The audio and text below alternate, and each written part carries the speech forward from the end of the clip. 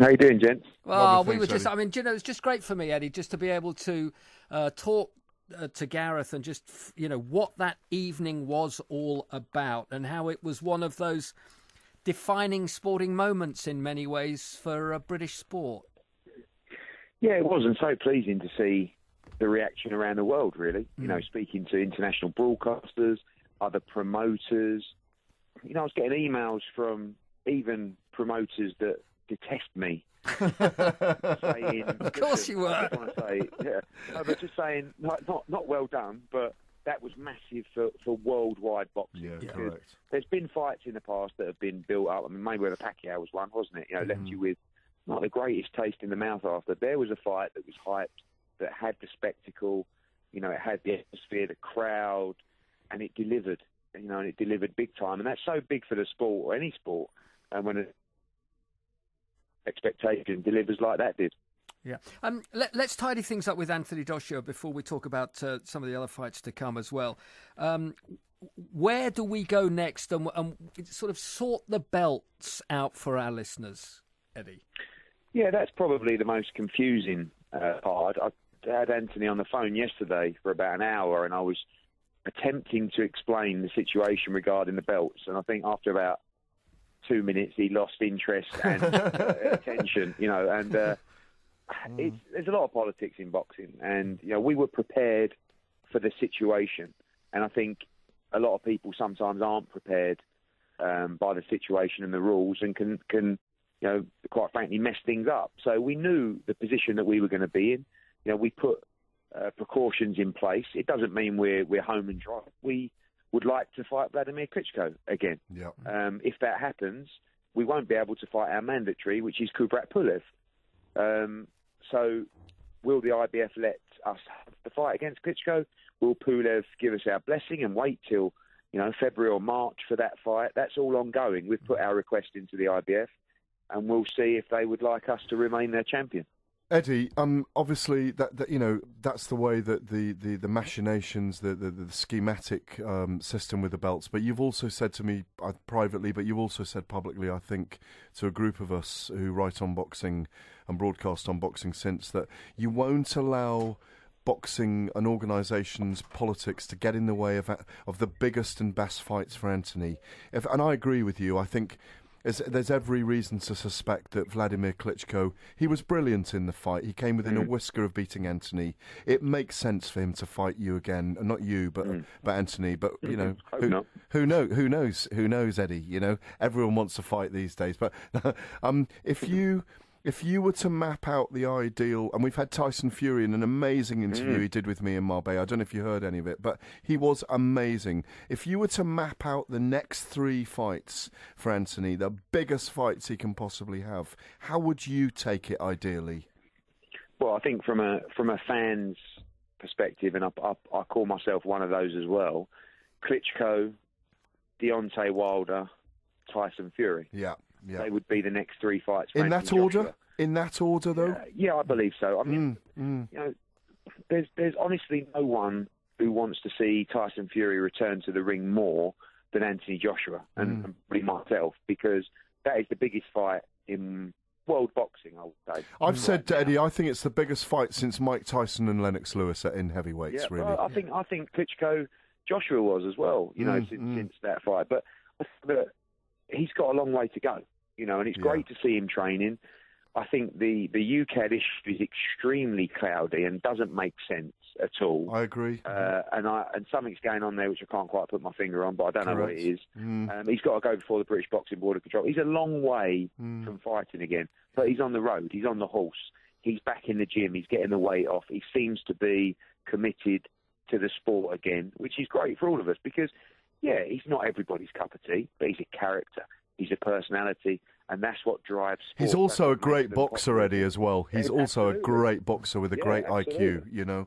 And again, we'll have that debate, won't we? The debate will be as huge for the fight between Tyson and Anthony as it was. It may be even more so than Wladimir and Anthony, you know. It's a great fight. Anthony is doing things that people at the stage of his career shouldn't.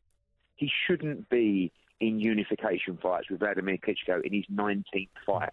And you saw all, the whole learning process unfold before your eyes on April the 29th. He had to learn in the ring. He hasn't been blessed with 28, 34, 37 fights like some of these guys. So he's doing his learning in the ring, and he would have to do a lot of learning in the ring against Tyson Fury. But he's prepared to take these fights, and for that he deserves a huge amount of credit. One of the great things that we do with all sport in this country, Eddie, is that, of course, television plays a major part, and it will continue to sell, particularly these fights that you're being able to put together now. But the Wembley experience, for those that just turned up as fight fans and others, was something special to everybody I've talked to. It's that venue, I mean, so many people want to see things live now. I mean, can you get any more there? Is there any other live venues? Where do you go next, Eddie? Yeah, it's a good. We have to remember our bread and butter stuff. We have to remember the York Halls. And I was in Birmingham last week, world title fight. And someone said to me, "How many did you sell?" And I said, nearly just under 6,000. Oh, not quite Wembley, was it? It's like, no, it wasn't quite Wembley. And that's the one-offs. That's what we aspire to, those events. But we're in a position where we do have the greatest fans in the world, and when you go to a show or a fight in America, it's just not the same. No, and to hit 90,000, what that means is there was many people in that stadium that had never been to a live boxing event before. Yeah, I believe, and this makes me the proudest thing as a promoter, that everybody who left that venue said, "What a night! Yeah, boy, did I get my money's worth." And that is a night I will never forget. Yeah. So as a promoter, that's perfection. But we have to build from the bottom to the top. We have to build from grassroots. And I repeat myself in a lot of interviews saying that the great thing about Anthony Joshua is we finally have a role model that young fighters can aspire to be. But more importantly, we have a story that tells you that boxing can instill discipline, respect and guidance and structure into your life and save you from going down the wrong path. Absolutely. Just like it did to Anthony Joshua. I'm not saying that if you're going down the wrong path, go to the boxing gym because you can be the heavyweight champion of the world. What I'm saying is that boxing will instill discipline and respect and a structure into your life that I believe any other sport can. And I hope now that the government and the local councils will start to invest in grassroots boxing and understand the role that it can play within the community. No, hear, Eddie. Hear. That's a great point. With Anthony, how many fighters has there been over the last 10, 20 years that, as a parent, if your son came to you or your daughter came to you and said, I want to be the next Anthony Joshua, I'd be happy with that. Yeah, great point. I'd be more than happy with them having him as their role model in life. Can we throw a few other of your fighters' names at you? Because others will obviously want to know how things, first of all, Tony Bellew, can we talk about him? Yeah, I mean, look, this is the guy, he's in the mix with all the big heavyweight fights. The public seem to want to see Bellew Hay again, and if Hay can get fit, and he believes he should have won that fight, and Bellew believes he would have won anyway, regardless of the injury. So there's still some unanswered questions for that fight. You've got, of course, Joseph Parker and Deontay Wilder, the other two world champions, and don't rule out Dillian Whyte as well, who's part of our stable, who's pushing on the door of those big fights as well. But I think you'll probably see Bellew Hay 2 towards the end of 2017. Oh, that's very interesting, because I wondered whether there was a move towards Tony Bellew. The whispers were Tony Bellew might get a shot at Joseph Parker if Dillian Whyte didn't. That's in play, but I think the thing is with Tony as well, you have to remember this is a light heavyweight a cruiserweight that's gone down to light heavyweight and then back to cruiserweight. He's a very small heavyweight, so people like Anthony Joshua, people like Wladimir Klitschko, people probably like Deontay Wilder are really out of play because it is a size mismatch. So the smaller guys, and listen, Park's not small, but he's small in terms of the other guys. He's a possibility. David Hay is only well, but he's probably in a position where he's probably got 1 or 2 fights left in his career, and he wants to bow out in the biggest fights possible. He also would like a crack at the heavyweight championship of the world. Of course. And why shouldn't he? He's proved everyone wrong so far, and he's proved himself right. Finally, Eddie, can I just ask you, how important this fight is for Kell Brook on May the 27th against Errol Spence. Of course, George Groves and Fedor Chudinov. Groves is after a world title, finally at the third attempt himself. Was it fourth attempt now, actually? So how is Kell dealing? Well, we've had a lot of talk about Kell having to knock the weight off to fight Errol Spence at Bramall Lane. Probably his toughest defence in his entire career, I'd say.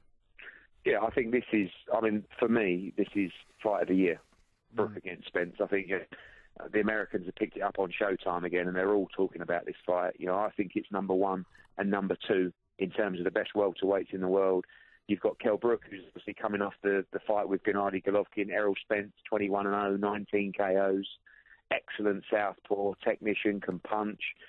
And, I made a secret of the fact that I was looking for Kell to move up to light middle, not just because of the weight, but because Errol Spence was mandatory. I'm not afraid to say that. It's our job to guide the careers of fighters and sort of manoeuvre the hurdles, and Errol Spence is a big hurdle. He's a guy that is very, very dangerous. No one wants to fight him.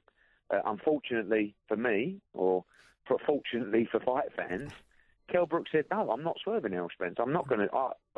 I didn't work this hard to win this belt without defending it with pride. So give me Errol Spence. The weight has been great. It's going to be tough next week because it always is for Kell. He's a huge welterweight, but he'll make it. There's no question that he'll make the weight, and I believe he'll be strong, and I believe he's going to knock Errol Spence out. I really think. Wow, that's a big call, Eddie.